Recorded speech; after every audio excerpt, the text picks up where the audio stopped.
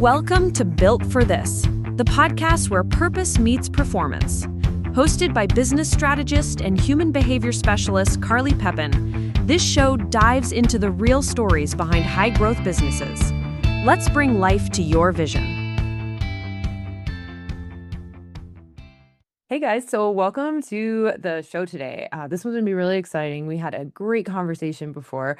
I have Diego Cavalcanti, who is the CEO and CTO of Valcann, the cloud services division in Latin America of EPI-USE, one of the world's largest and most experienced independent SAP specialists. He holds a master's and PhD in computer science and is a professor at the Hesse Center for Advanced Studies and Systems, CSER.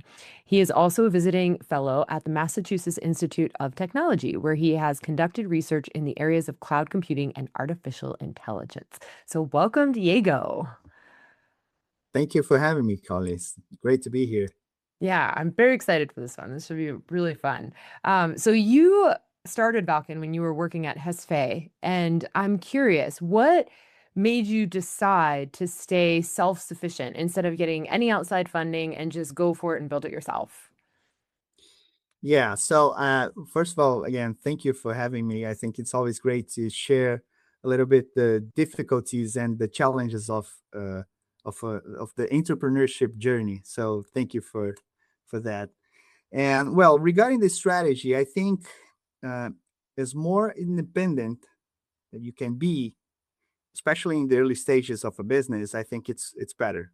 Of course, there are some trade-offs that you have to consider. The fact that you don't have any external investment usually makes things harder, right? Especially in the early stage of a business. But I think at that point you need a good amount of freedom and you have to have ways that you can pivot without asking permission for it, because the real thing is that in the early stage of a business you are testing. So that's what we did a lot of testing. We've been doing testing even now after more than 10 years of a business. So I think not chasing external funding was important, especially on this independency side of of our strategy. Yeah, that's cool. What would you say that you even notice, like the independence dynamic you notice that's different from maybe friends or other individuals who have gotten that sort of outside funding? Yeah, I think well, I think it's the same having lots of partners, Mhm. formal partners or external partners. You have to manage.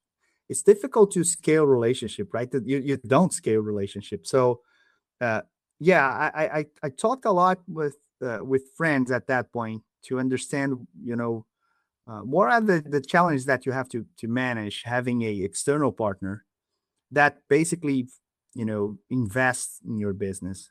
So it's not helping directly within the Mhm. operation. And yeah, I think at that point I really consider the fact that that would impose some difficulties on having more speed to pivot, to adjust the strategy, to create new things, because of course you have to bind some sort of a agreement with your external partner. So in the early stage, I think, yeah, it's helpful, especially if you are building a product, which were not our case, was not our case at that point. So we are a professional services company. So Mhm. we definitely can create the business in the flight. So yeah, I think that was the strategy. Yeah, that's actually great feedback. And I'm curious, do you have an internal partner at all, or is it just you?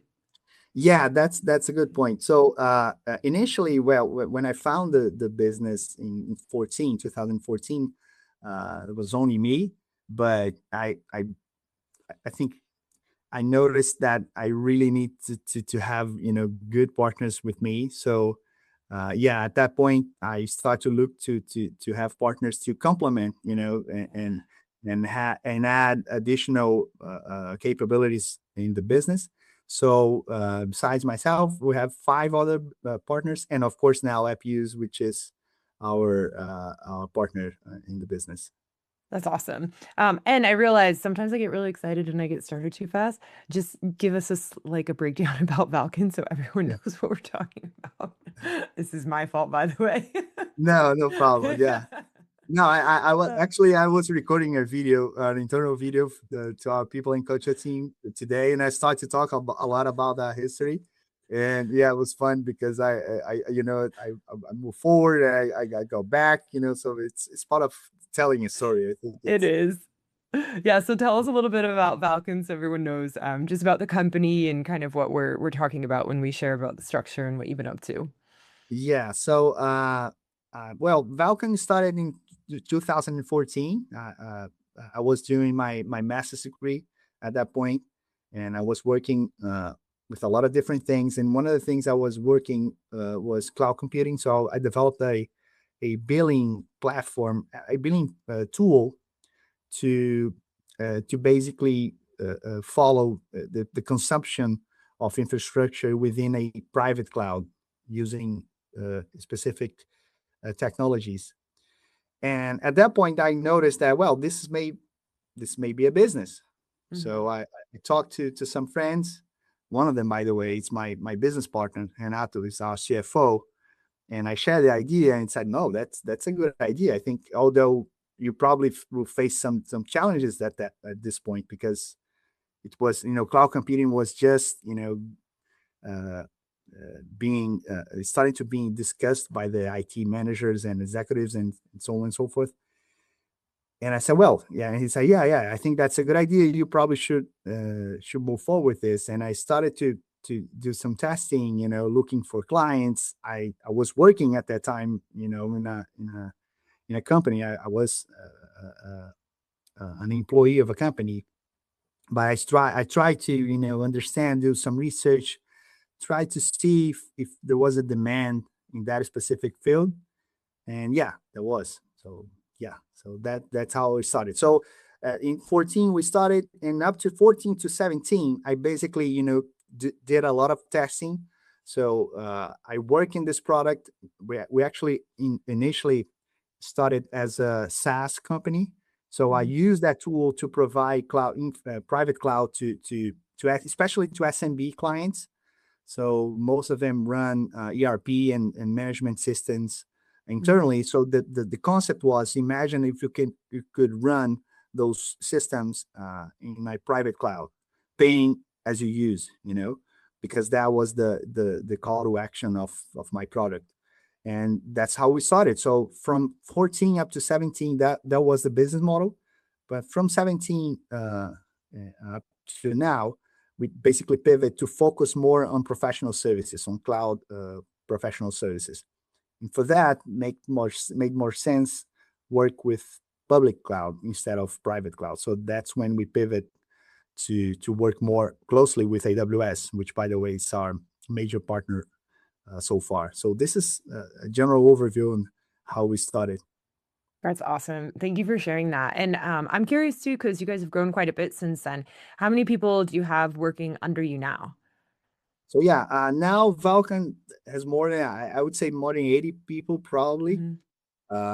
and they are working in different cities and states, basically in Brazil. So I think we have people from more than 10 different states in Brazil. We are full working from home. We have a full working from home approach. So although we have an office in Recife, we have an office in São Paulo. Most of our team, work from home, which is interesting because even now, we don't have any formal policy to work from our office, but the people go there. It's interesting. They wanted to bond. They wanted Cool. to be together. So yeah, so uh, we have more than 80 people, but within EPI-USE in Brazil, we have I think almost 500. Mhm. So yeah, 80 up to 100 from Valcann and 400 from EPI-USE. So EPI-USE Brazil in general has 500 people. That's cool. That's very cool. Yeah, thank you for sharing that. I'm curious too, because you mentioned, if we go kind of back to what you were saying before, how you have, I believe it was 5 partners now, right? Yeah, Yeah. exactly. So even when you guys are choosing like new partners and you chose new partners to take on, how did you guys decide who you wanted to be in that role? It's a big role, definitely. Yeah, it is. And I think, well, I will say not only at that point, but even now, although I think the, technical and the background is important Mhm. from a operational and, in a professional perspective, it's definitely important to have it's definitely important to have someone to, to complement your skills and the capabilities that you already have. Uh, as my personal strategy, I was looking for people that actually could that I could, count on, Yeah. uh, that I could ensure that you will handle the challenge that we had ahead of us. So as I like to say, the six of us, we were not definitely, the best ones in our field. Even now, Mhm. I'm you know I can say that without any regrets. I think we can do what we do, but we definitely have a lot of good people out there that can do better than us. But I definitely have the feeling that I can count on those guys. So Yeah. when the challenge faced, when we face challenge, and we faced a lot of challenges even today, I know there are people that I can call anytime, and they will help. They will, uh, offer whatever they have to ensure that we we make it. So yeah, that's what the criteria. That was the criteria to be a partner. Someone that I could count on. Like you would rely on. That's awesome. Yeah. Yeah. And I'm curious too, because I know we talked a little bit about this, but you found a really cool solution for finding skilled tech talent in your area, which I know it wasn't really there before. So tell us a little bit about the solution that you helped to create. Yeah, so I think around 2019, I think I realized that we couldn't compete, for experienced talent on especially on salary, because it was difficult, really difficult at that time. So we decided to, well, we have to have some sort of a way to actually develop our team.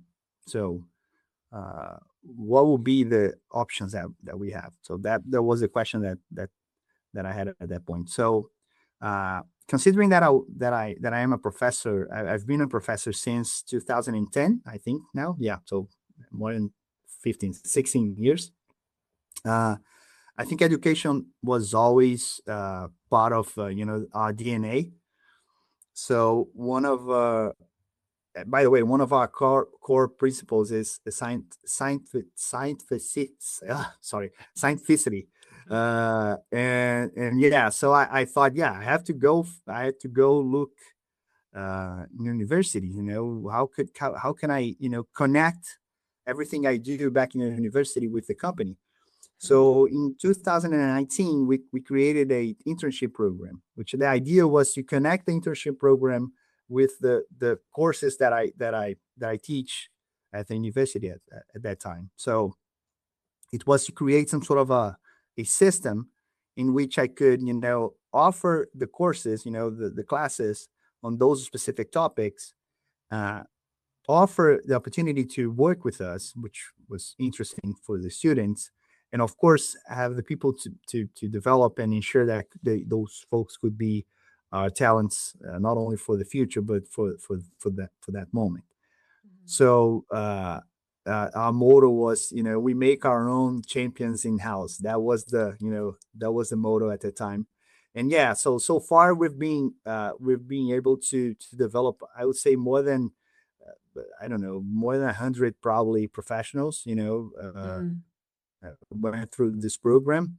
Our last class, which was I think it was the last semester the second semester of 25, we have 4,600 applicants for, I don't know, 10 positions, It's amazing. which was amazing from the company perspective, but was also scary, because we have more than 4,000 people looking for jobs. Yep. This is definitely a challenge that, as a professor, I have to face somehow. And that's what I'm actually working right now. How could we, continue to create the ecosystem to, receive all those students that are coming out from the university. Yeah, that's amazing. And I'm curious too, because we talk a little bit about how with your culture, people actually are wanting to come to work, Uh, even though they don't have to. yeah. So you get these interns, you get these individuals here. I'm sure you're hiring elsewhere as well. But what does the culture look on like on the back end that's maybe special or unique that would say drives sort of that inspiration to get out of the house and come to an office? Yeah, I think that's a great uh you know philosophical Yes. question, because I think we are I'm not I don't like to have the feeling that I myself or we are special, but I think we have a different view from the market, and I have probably a different view from my peers, on the entrepreneurship industry per se, because I really think that you definitely should relate to the people that you work with in a very profound way. Hmm. And that doesn't scale. We are always talking about how can we scale our business, and the thing is, you don't scale a relationship. I like Mhm. to say that I'm not a leader for 200, 300 people. I have to relate to people. So I think one of the things that made a difference throughout the time was the fact that I have, and I'm talking the first person here. I have a personal relationship with everyone of our team. Even now, when I mentioned I recorded a video uh, for our onboarding process. We are onboarding different people every time, and I was talking to our people in culture team, and I was saying, I think that's a great idea. We should have a video. We should have off training for our team, but please make sure that I can talk to all those new folks Mhm. that on board our team, because I wanted to make sure that I know them, that they know our message, our culture. So I think we had a strategy, or I don't like to say strategy because it was not something that I planned. Actually, I think that's something that we do, uh, which is, you have to connect with your team, and you can Mhm. say, yeah, that's difficult, Diego, on the on the business side, because eventually you may have to let someone go, or someone will left. But even so, I think if you do it on a proper way, even Yeah. relationship ends, you can have something to be yours even after that. So yeah, I think that most of the focus was and is to relate to the team, to ensure that we have a personal relationship with the team, because we have a lot of challenges on a daily basis, and I don't think you can rely or count on someone that you don't relate to, that you don't have a personal bond and connection. So yeah, I think that's and myself, my personal strategy per se. you know Yeah, that was very cool. Hey everyone, it's Carly. If you're really resonating with what we're talking about and want to get clear on what truly drives you, what your core values are, head on over to my website. In the tools and tips section, there is a free values assessment. And this is a quick exercise that's going to help you to uncover what actually matters most with you so you can lead and live with more clarity, fulfillment, and momentum. Well, I think it's interesting because you're right. Like as you scale, it definitely gets harder to have that personal connection. There's a company, or excuse me, a couple companies I work with that kind of come to mind. One had about 300 employees.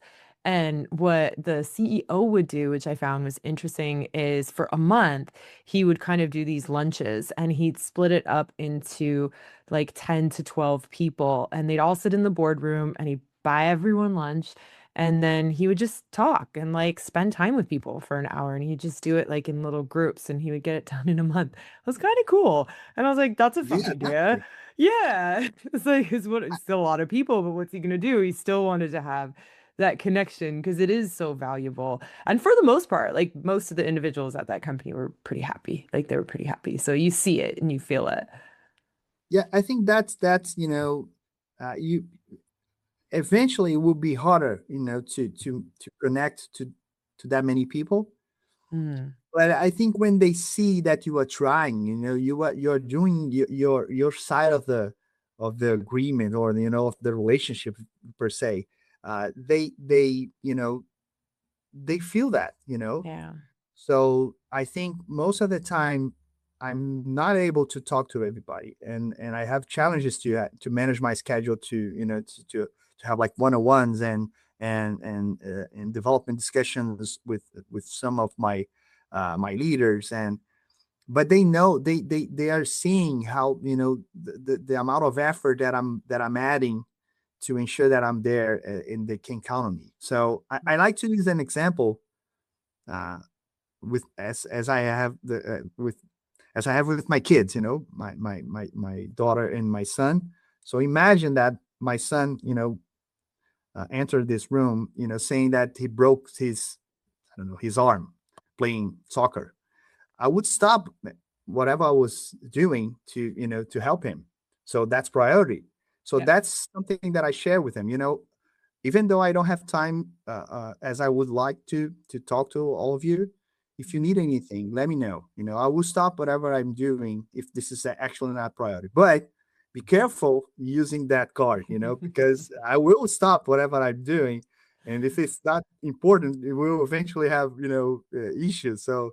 Yeah. Uh, because I will not, understand and believe that every time you call me, it's actually a priority. So yeah, that's what I usually use as a as an It's a good approach. warning. The boy who called wolf, basically. Yeah, Yeah. And you're still teaching, correct? yeah, I am. I am. Okay. So tell me a little bit about why you even chose to stay on as a teacher, because having a company keeps you busy.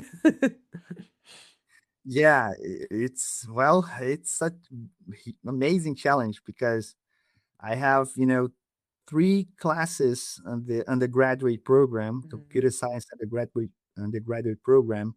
I have two classes in the master's degree program. I have, I don't know, more than 20 students that I advise, both from undergrad and master's degree.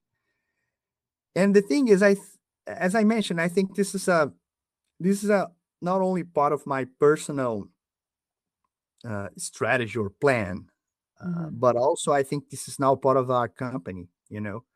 Most of the problems and the challenge that we face on a daily basis are somehow connected you know, to general problems. So Mhm. we can generalize most of the problems that we face on a daily basis, and as so we could, do research on it. We could develop a model or a framework or a tool to solve that Mhm. problem, not only for Valcann, but perhaps for the industry. So I like to say that all of those things that I do in parallel, teaching, being a visiting fellow at MIT, or managing the company, all of those things are not separate from each other. Those things Mhm. are complementary somehow. So they don't overlap. I think they connected. They are connected.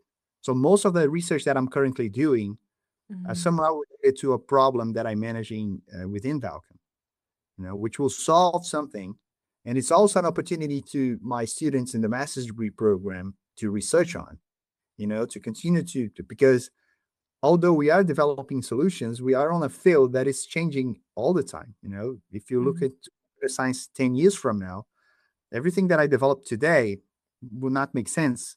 Will be, deprecated. So that's a good thing. You are in love with the problem, not with the solution, as we like to say in the innovation field. So yeah, so that's why I continue teaching, and also because, as I mentioned, this is part of the relationship that I create with my team. Everything Mhm. starts usually in the university. Not that all of our uh, uh, professionals, employees are coming out from my personal university, but the fact that I teach and that I can help them, even they are not in my university, I advise some Mhm. students that are studying in other universities. The fact that I'm a teacher and I can, connect with them not only on the professional side, it's a good thing. Create the bond, and I could say the authority somehow, to talk about that specific field. So yeah, that's why I continue doing, and because I love it, of course, because that's only the that's the only answer for that. And that one too. I love it. So you have a really like high value on relationships, obviously, like just even the Yeah. things that you're sharing, like you can see it in the time and the energy that you're investing in it. How else would you say that shows up even with your customers? What does that look like on the customer facing side, this value of relationship?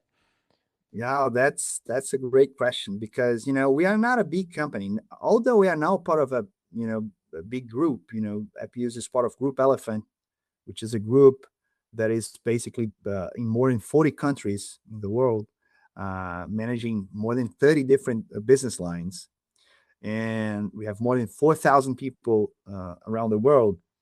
So, but each business, and I can talk about cloud, EPI-USE cloud services, and Valcann. They have that specific field and business line. So, as I mentioned, we are not that big, even though we are part of a big group, 100 clients, 80 people. It's a good business, but it's not that big.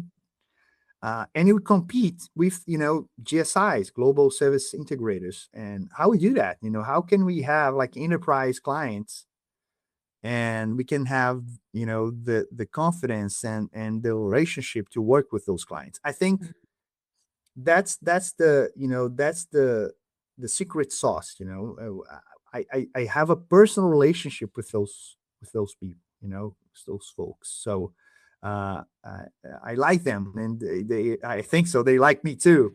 So we call each other. So I talk to the executives of those companies, and we share ideas. I share the difficulties that I manage from my side. They share the difficulties that they manage from their side, and we try to come up with something in between.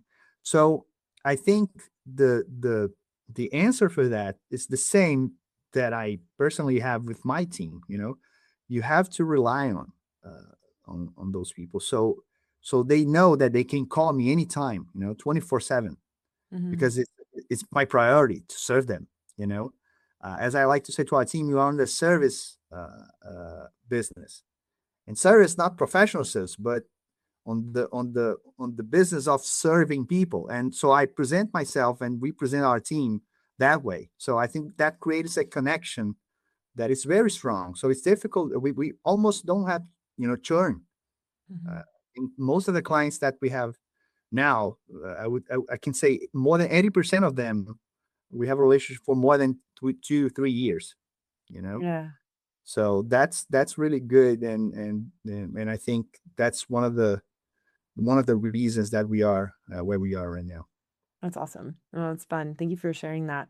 And even Group Elephant. So tell me a little bit about why you decided to become a part of Group Elephant. Yeah. Well, in 2020, right during the pandemic, uh, although we are facing a huge, humanitarian challenge, I don't have to explain any of that. From a business perspective, that's where we started to grow on a more consistent way. The market was shifting to have a more digital approach, and of course, we took advantage from that. So, from the business perspective, between I like to say that between 2020 and the middle of 2022, I worked more than 16 hours a day every day. I think that's when probably I worked the most during my whole career. So at that point, we understood that eventually we'll hit a point that we'll need someone bigger than us to help us to navigate different markets, because Mhm. even though Brazil is a huge market, not only geographically but economically, especially in the Latin America perspective. We were a regional company, so Mhm. Brazil is huge. So we have a country on the size of a continent almost. So we are based. We were originally based in the Northeast, but we basically provide services to the whole country. But even so, we when you look at the geographic analysis of our business, we have more clients in the Northeast. We had at that point more clients in Northeast North region, some in the Southwest, in Southeast, which is the economic center of the country. So we understood that, yeah, even in Brazil, we will need help, especially on a commercial perspective. So we thought, yeah, we can have two different strategies or approaches. One, we can create the capability, which will take time. And I think in the technology market, time makes a lot of difference. You have to move fast because everything is changing so fast. So we could create the capability ourselves, or we could look for a partner and go faster Hmm. from a capability perspective. But we didn't look at that time. We thought that way, so we started to prepare ourselves. So we have some advisory from a governance perspective. We try to manage the business in the most responsible way as possible. So we try to have processes, ensure that everything was well managed, and we continue to move. So I think in 2021, 21 probably, EPI-USE was looking for a company to acquire in Brazil, and they reached out to us initially, not to talk about an acquisition, but to talk about how could we partner. So we started to talk. We saw that we had some complementary capabilities. So they are very strong on the SAP business, on the SAP market. We were in the cloud market in Brazil. They already had a cloud service business, a strong cloud service business in the US, but they were looking for to create the same capability in the Latin America. So we started to talk a little bit, and that talk will basically, I think took 2 years. So from 21 up to 23, we talked, and eventually we end up with an agreement, and that's when we joined EPI. So yeah, so that's interesting because a small company, from the northeast of Brazil, which was already, making the difference within the country, because as I mentioned, we are not part of the economic center of the country. We, we came to the attention of a group, and yeah, and the rest is history. So That's cool.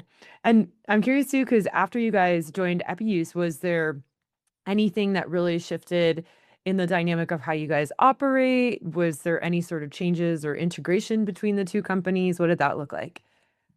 yeah, so as part of our strategy of integrating with a big brother per se, uh, we were looking for a process that could maintain our independence somehow, Hmm.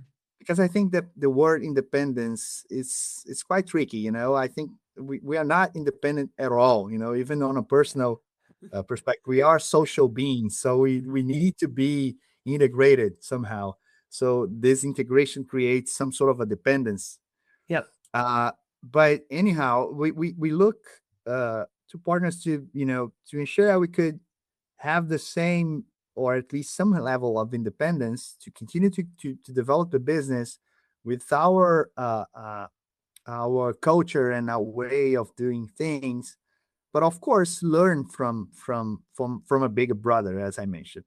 So yeah, I think Appius was great on managing that, ensuring that you continue to manage the business as they did before, adding capabilities that they could add at that point, from a back office perspective, from a sales perspective, having a big brand, having a big team structure to provide help, especially on that movement to go to Latin America. This is something that we're still working on, because Hmm. Latin America is a it's a region, so it's not we have so many different cultures within the region, so it's not easy to develop an expansion strategy in Latin America, even coming out from Brazil, which is probably the strongest economy within the region. It's not easy, but having them with us, it's definitely making things easier, or at least we have someone to rely on the long run. So yeah. So from an integration perspective, the type of acquisition that we had, it's a more independent one. So they are our partners. They have the majority stake of the business, but they manage in a way that they can take advantage from the fact that we understand the business, we understand the market, we are the guys that they rely on and can count on to manage the business in the long run. So yeah, Yeah. that's what the approach that they had, and that's why we thought that would make sense to move forward with them. Yeah. Hey everyone, it's Carly. So, if this conversation is really hitting home and you want to get a real snapshot of what's working and what's not in your business, head on over to my website in the tools and tips section and you can have the business performance health check. In just about 15 minutes, you're going to see where the friction is and where your next growth opportunity lies within your company. That's cool. Well, it even goes back to like what you were saying originally when you just wanted to start without anyone providing any equity because you're like, I want a certain level of independence. So they sound like they were a great partner for you. Yeah. Yeah. So we divided the process in two. So Hmm. initially we worked a little bit as just business partners, just actually just partners. Eventually, we closed a deal with them having a minor stake of the business, and now they have the majority stake of the business. But again, we continue to run the business as usual, and Yeah, having them as an additional resource more than subscribing to a different approach or model. It's basically the same daily basis operation that we had before, with that's their great. capability added to the business. And I'm curious too, because now that you have taken them on, right? So now that you guys are partnered up, what would you say has helped you to grow, like within the market, within the business? What growth have you seen as a result of having them by your side? I think, well, from the professional service perspective, this is actually something that I've been researching on, and we've been talking a lot inside the business. I think the professional service market, not only the technology, professional services in technology, uh, is shifting. Especially with AI and everything. I think I use an analogy to explain that. Imagine a service provide from a lawyer. Usually, 10 years ago, you didn't know anything about any aspect, any legal aspect of a specific subject. Mm. So now you can have so you had to hire a lawyer to write the first version of your petition, and you will probably use, I don't know, 20 hours to do that. And of course, somehow the lawyer would charge you by the hours, not only by the hours, but the hours would be part of the process of calculating the cost. Now with AI and everything, I can, depending on the level of knowledge that I have, I can ask some questions and somehow create my draft of a petition and share eventually with the lawyer. That will not use more now, will not use 20 hours to do that. They will use 2 hours, 4 hours to basically review or add additional aspects. Of course, I'm being simplistic and the concept, but just share the idea of the fact that professional services in general is changing with the advent of AI and everything. So one of the things that we've been discussing with them is that how can we leverage to have a differentiator from simply providing time and material, which is a common approach in the professional service market.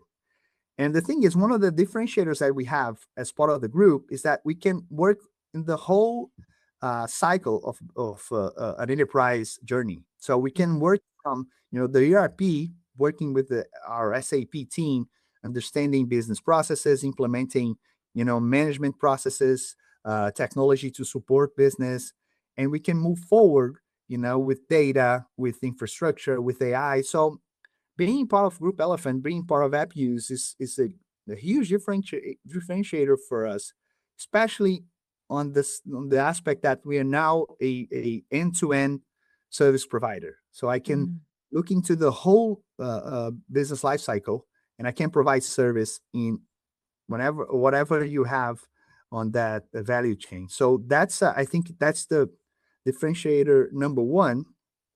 And the number two is the fact that on the professional service business, experience, context, knowledge is everything, Mhm. right? Um, and right now, this is one of the aspects that that is being suggested for us as humans and as professionals to to stay ahead of AI. Ensure that you have experience, ensure that you have knowledge, that you have context to add judgment to a AI process, right? So on a professional service market, I think having that, the whole business life cycle, the whole value chain covered is a Mhm. huge differentiator for us. And of course, adding more than 40 years of experience, we have an amazing team of amazing professionals and practitioners helping us understanding and giving context in different industries, retail, manufacturing, services, technology. So that's huge. So yeah, I would say that those two aspects are the ones that we've been taking advantage from the fact that we are now part of the group. That's cool. Did you know that you would be able to take advantage of that beforehand, or did it kind of flourish? Yeah, well, not at that point, not at that level, but yeah, that was one of the aspects that we considered. This was never only a economic or a financial deal. Yeah. Usually an M&A has a strong part of on that, and it's true. It's fair, right? So you are doing a transaction like that because you wanted to realize some sort of economic value, of course. But on our strategy, we were looking to aspects that we could add on the long run. Mhm. So fact that they had that they have that knowledge, that capability, the fact that they are global, they have a global footprint, they have experienced practitioners, that we could take advantage on a good side, right? Yeah, all those things were considered at that point to move forward with the business. So yeah, definitely. That's cool. Thank you. And I'm curious too, because even as you've been growing the business, like so much has changed. I know that you put so much in organization, structure, all these different dynamics. What would you say were maybe one or some of the hardest things that your company went through that actually got you to become this structured, this organized? Well, I think we didn't have like a breakthrough moment. You know, Hmm. uh, I think especially our board of directors, the business partners, all of us, you know, have a strong organized approach in every Yeah. aspect. So I think from day one, even with 5, 10 clients, I like to say that we always were organized, well managed. We always have processes. Of course, we don't have in every process, in every aspect of the business, but when you look in a regular basis, you see business, especially small businesses, being run and managed on a not that good, approach, a poor way manner. So I think from day one, we already had a strong management process and good leaders, and ensure that we only did whatever we could do, not taking steps, bigger than our foots, as I like to say, you know. So yeah, I don't think we have like a big situation that we have to Hmm. overcome. Of course, we we passed through the pandemic, so it was a huge situation. And I think in our history, probably at that point, even though we grew a lot, at that point we didn't know were we were about to grow that much. So in March of 2020, I think it was March, yeah, right in the beginning of the pandemic, uh, I sat with Renato and we discussed and we said, man, I think we will have problems. We'll be in trouble because we didn't know, right, what would happen with us, what will happen. And we defined it basically a strategy in which we basically open and close the deal, the business, sorry, Hmm. in every month. So imagine that every month we thought as was we were creating the business and we have to make sure that it ends by the end of the month. So Okay. we couldn't, leave anything to be managed in the month after that. We have to ensure that everything closes within the month, and we did that for 7 months. So Yeah. imagine the amount of work that we have to do to close, technical operation, financial, accountant processes, and we did that because we didn't know what will happen. Yeah. So although it was overwhelming to do that, I think it worked perfectly, and that's why we grew so much because I think we were in control of the business. Even so, we were in a situation that we didn't have any control at all from an external perspective. From an Hmm. internal perspective, we did have the control, and I think we did a lot of changes in the business, the way we did some things, uh, the way we charge our clients, the way we handle billing processes, and so on and so forth. We did a lot of changes throughout that time, uh, and I think the results were spectacular, especially because we did that. But yeah, but thank God we didn't have any bumps so far, and I think part of it is because we do things as we do, managing as it is day one, you know. Yeah, that's cool. That's cool. Thank you for sharing that. I know you also mentioned that even entrepreneurship, it requires a lot of resiliency, right? And willingness to fail. So just tell me a little bit about that, just in your own words, in your journey. Yeah, I think well we definitely have some cliches, on the entrepreneurship field, on having resiliency, well, being, disciplined. But I think it's harder to do than to say things. I think definitely one of the things that makes a lot of difference is to analyze how much coherent it is your speech uh, to your actions. I think Mhm. that's the first thing. Oh no, I am disciplined. I'm resilient.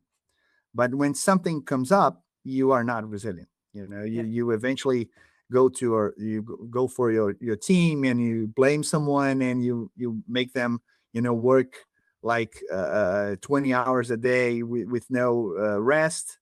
So I think the first thing is, can you say 100% that you are coherent on the things you say to your team, to your clients, from what you do on a daily basis? I think that's the first thing, because eventually you'll see that you are not 100%. So I think that's where you have to tackle, that's your action plan. Look for those things that you don't do as you say you do. And Hmm. you don't do, and do it, you know. So that's the first thing.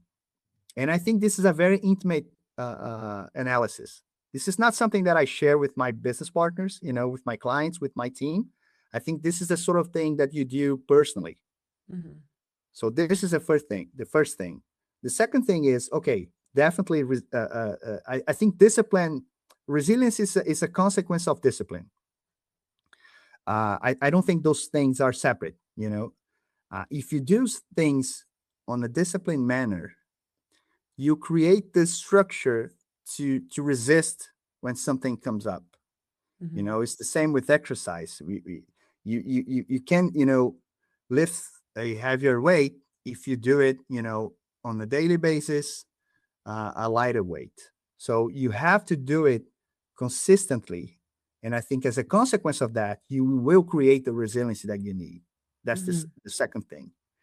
And the third thing is, I think for some time, and I did that, I think the leaders, the business leaders, try to create an environment that was perfect for the team. You know, oh no, let's create an office with bubble pools and and roller coasters and video games and all those things that are very nice to have and play and I think that's important, creating an environment that you wanted to go to. That's amazing. The idea is fantastic, but I think that connects to the first thing that I mentioned. Are you doing that because you really believe that that will help your team to reach the results that you are looking for? No, I'm only doing that because I think it's cool and because my HR people ask me to do it. So Hmm. don't do it. You know. Yeah. Uh so so yeah, I think I'm not trying to create a perfect environment anymore for my team. I did that for a long time. Hmm. But as I had kids and I started to see, the the way things work with kids, and I remember when I was a kid, I started to think, yeah, I shouldn't I shouldn't do that. I think I should help them to have the discipline, the consistency to be to be capable to overcome the problems when they come up, and they will. I think Yeah. those are the two certainties that we have in life. We will die eventually, and we will suffer. So, considering that, you have to have consistency to create resilience. So yeah, that will be my cue for the entrepreneurs that are watching us right now. Yeah, I love that. I love that. I think you share a really, really good point. It's not about what we say we do, but it's about what we actually do. And Exactly. having that transparency with ourselves and being able to reflect on, okay, what am I doing? What am I not doing? What's real? Yeah. What's not real? Yeah. Like, Exactly. is it really time for me to get my shit together? Yeah. Like, and, and kind of Exactly. Yeah. create that discipline, right? And so Yeah. I really love that. And I love that you're assisting your employees now too. I love this dynamic of just assisting them in building resilience too. So not just, it's Yeah. like not that quick hit of fun, but how can I give them something more than that, which is to me, it's like inspiration and fulfillment versus just a quick dopamine rush. Like, yeah, Perfect. having someone overcome a problem is something that lasts forever. Yeah, so I Yeah. love that. I love that you're doing that. Right with you, that feeling that that guy was there when I needed him, and you can do that on big situations, or you can do that in small situations on a daily basis. Yeah. And try to do that in small situations on a daily basis, because we hope we don't have that many situations that we really need someone to be there for us. We hope not, Yep. right? Well, thank you for sharing that. And I'm curious too, what does the future look like for Valkan? What's the next chapter for you guys?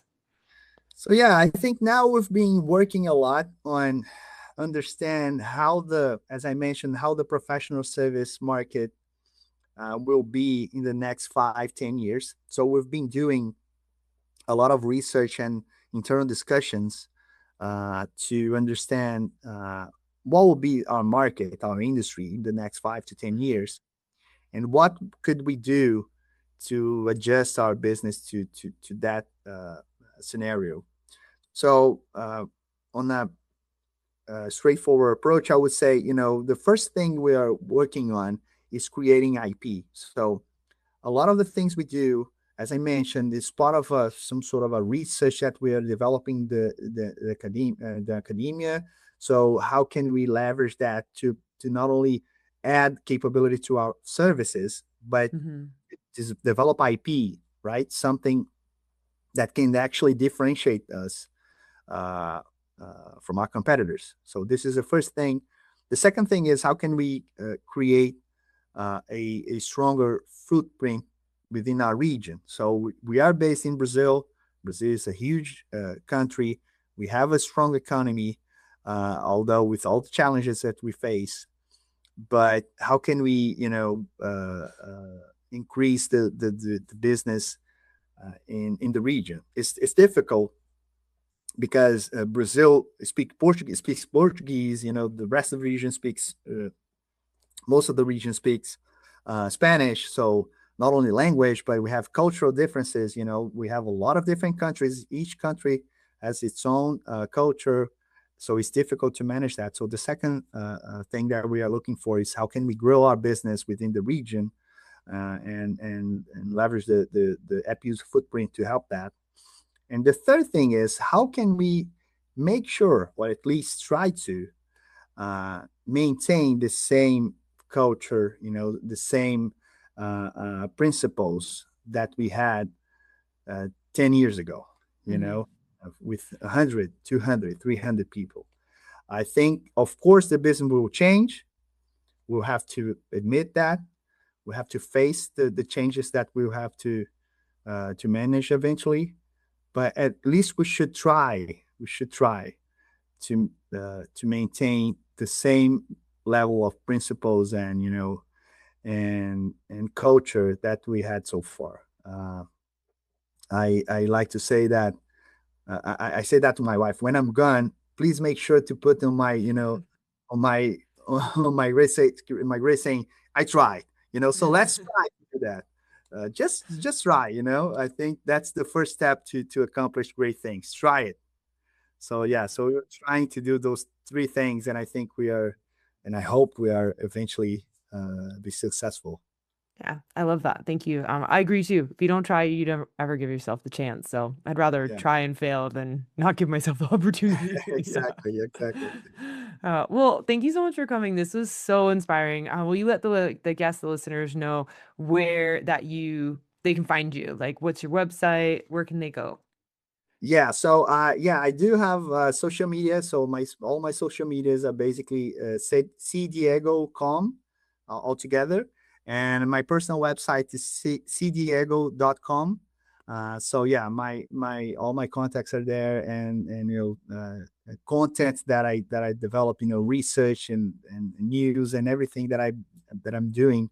Eventually, I share that. So yeah, you can reach Thank out, you. and I'll love to talk about different things. Yeah, and I'll make sure to put that in the show notes too, just in case you didn't get to write it down. If you guys really enjoyed this, if you think someone else would, be sure to like it, share it with someone who would also find it inspiring. And thank you again, Diego, for coming. This was really great. I appreciate it. Thank you, Carly. I really appreciate that.